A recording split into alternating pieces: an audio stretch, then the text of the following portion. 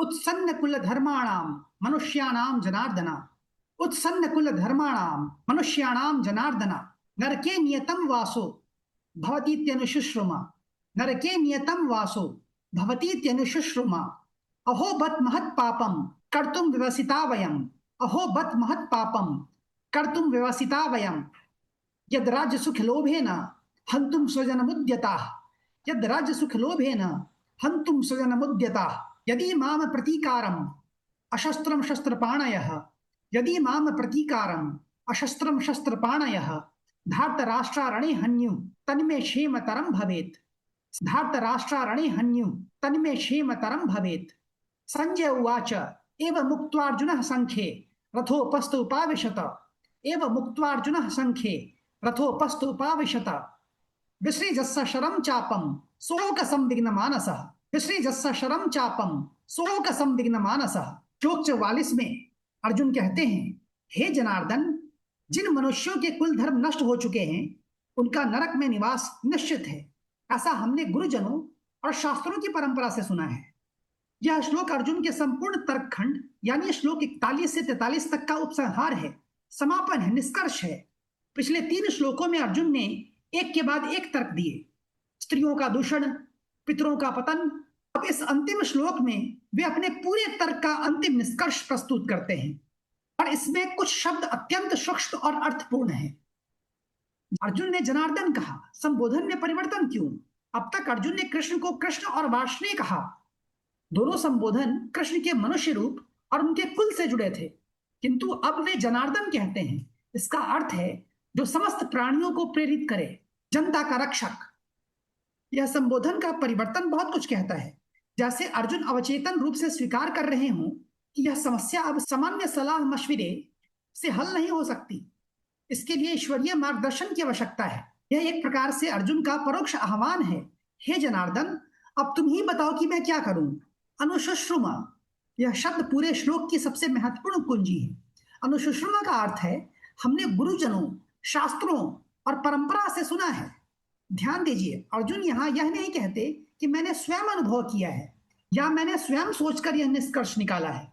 वे कहते हैं यह सुनी हुई बात है। यह अर्जुन के पूरे तर्क का प्रमाण आधार उजागर करता है। भारतीय न्याय दर्शन में शब्द प्रमाण किसी विश्वसनीय स्रोत से प्राप्त ज्ञान को मान्य माना गया है। गुरु, शास्त्र और परंपरा से प्राप्त ज्ञान सामान्यतः विश्वसनीय होते हैं, किंतु यहां एक सूक्ष्म प्रश्न उठता है, क्या सुनी हुई बात को बिना विवेक के अपनी वर्तमान परिस्थिति पर ज्यों का त्यों लागू करना उचित है? अर्जुन ने जो सुना था वह सामान्य परिस्थितियों के लिए हो सकता है, किंतु क्या वह इस विशेष धर्मयुद्ध की परिस्थिति पर भी वैसे ही लागू होता है? यह प्रश्न अर्जुन स्वयं नहीं पूछ रहे हैं, वे सुनी हुई बात को अंतिम सत्य मान बैठे हैं, बिना यह जांचे कि क्या यह वर्तमान संदर्भ में उपयुक्त भी है। उत्सन्न कुल धर्माणाम, जिनके कुल धर्म नष्ट हो गए हैं, और परिणाम नरके नियतम वासः, नरक में निवास निश्चित है। शब्द नियतम पर ध्यान दीजिए, इसका अर्थ है अवश्यम भावी, तय, निश्चित।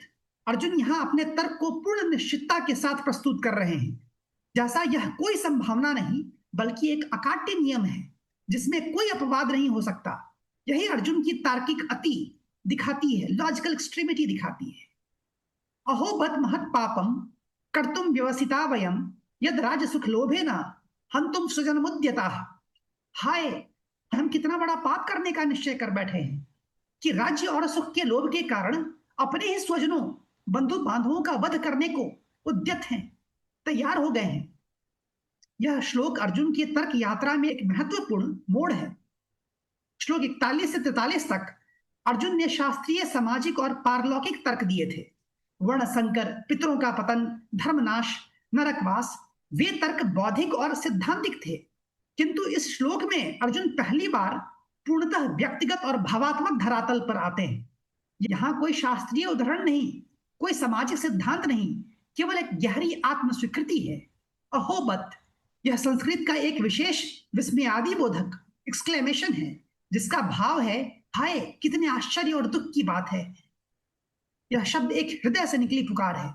यह श्लोक गीता के मनोवैज्ञानिक रूप से सबसे महत्वपूर्ण श्लोकों में से एक है, क्योंकि यहां अर्जुन स्वयं अपने तर्कों की नींव हिला देते हैं। श्लोक 41 से 44 में अर्जुन ने एक भव्य धार्मिक शास्त्र संबद्ध तर्क भवन बनाया था, किंतु श्लोक 45 में एक ही वाक्य में राज्य सुख लोभे न, राज्य सुख लोभ के कारण हंतुम स्वजन मुद्यता, अपने ही लोगों को मारने को तैयार, स्वजनम अपने ही लोग, अपने बंधु बांधव, हंतुम उद्यता मारने के लिए तैयार हैं, उद्यत हैं।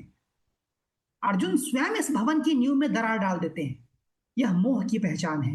मोह कभी स्वयं को मोह कहकर नहीं आता, वह सदा धर्म, कर्तव्य, परंपरा, चिंता के वस्त्र पहनकर आता है।